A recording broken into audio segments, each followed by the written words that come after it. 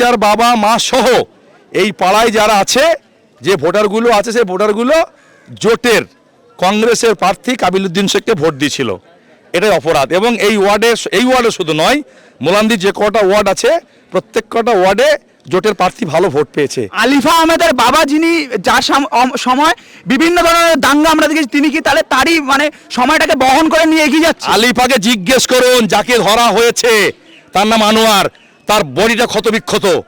আলিফা আহমেদের বাবাই নাসিরউদ্দিন আহমেদ তাকে চিকিৎসা করিয়েছিল কলকাতা অ্যাপোলো হসপিটালে। আমি তার বড় সাক্ষী। তার শরীরে কিছু নেই, পুলিশের কাছে আছে, পুলিশকে খুলতে বলুন তার জামা, দেখবেন তার শরীরে কিছু নেই। এসপি বলছে যে আমাদের এই গ্রামটি তার আওতায় পড়ে না, তার এখানে ঢোকা নিষিদ্ধ। কে বলছে? এসপি কালকে প্রেস কনফারেন্স আমরা দেখি। এটা কি নদিয়ার বাইরে? এটা কি কৃষ্ণনগর পুলিশ ডিস্ট্রিক্টের বাইরে, না কালীগঞ্জের বাইরে, না চাঁদঘর পঞ্চায়েতের বাইরে? এটা কি মুর্শিদাবাদ, না এটা বাংলাদেশ? কোনটা?